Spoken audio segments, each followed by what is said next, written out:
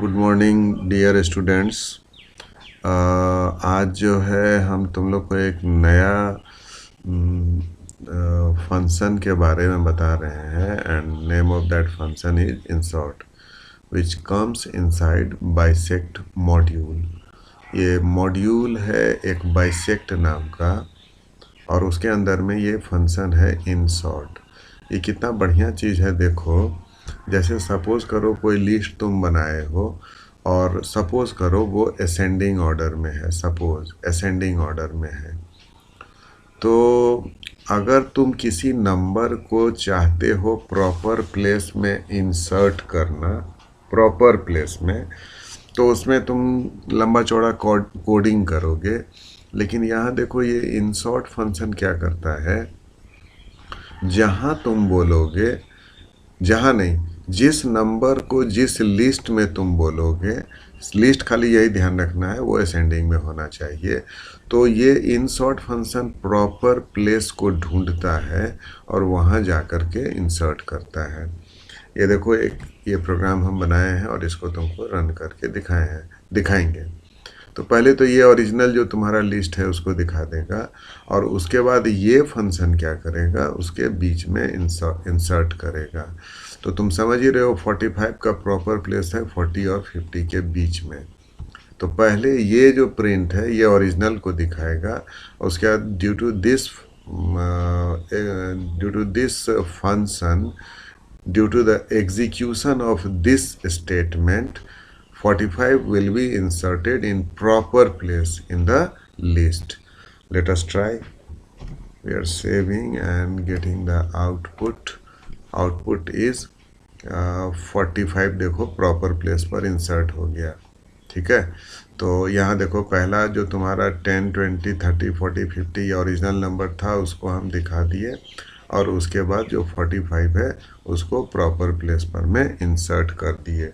ठीक है, अब तुमको खाली ये ध्यान रखना है जो ये जो फंक्शन है ये तुम्हारा डेटा अगर असेंडिंग ऑर्डर में है तो ही काम करता है। ये तुम्हारा थोड़ा सा ध्यान रखना है।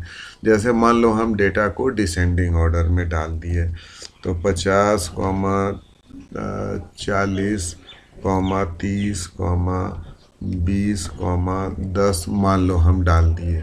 अब डेटा देखो मेरा डिसेंडिंग ऑर्डर में है, तो जब हम इसको डिस्प्ले करेंगे तो ये तो प्रिंट करेगा, चलो ठीक है, लेकिन ये 45 को इंसर्ट करने का कोशिश करेगा 2 नंबर के बीच में।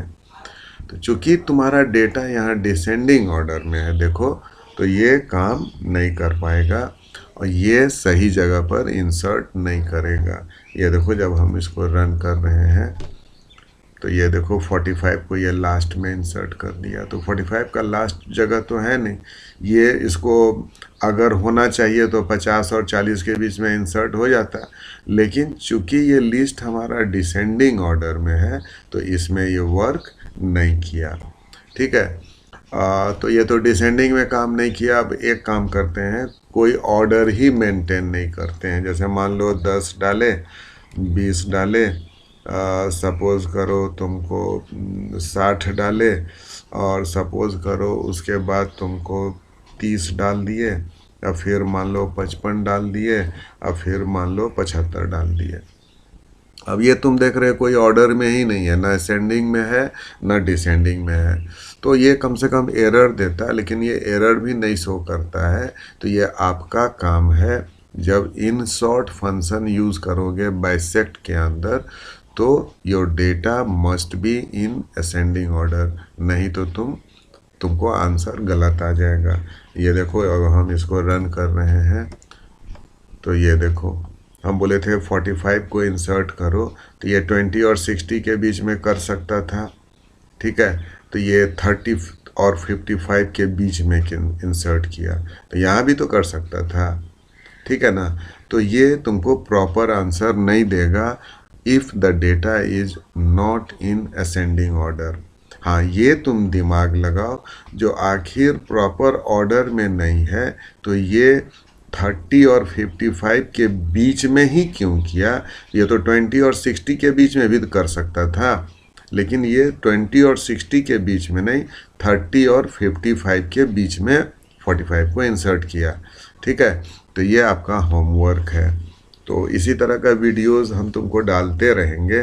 क्लास प्रॉपरली करते हो बहुत अच्छा है, नहीं तो कम से कम वीडियोस को अगर तुम देखते हो तो हमको लग रहा है तुम्हारा C++, सी, पाइथन, जावा, MySQL ये सब में तुम्हारा गड़बड़ नहीं होगा। ठीक है, तो अपना कनेक्टेड रहिए और वीडियो को देखते रहिए। बाय।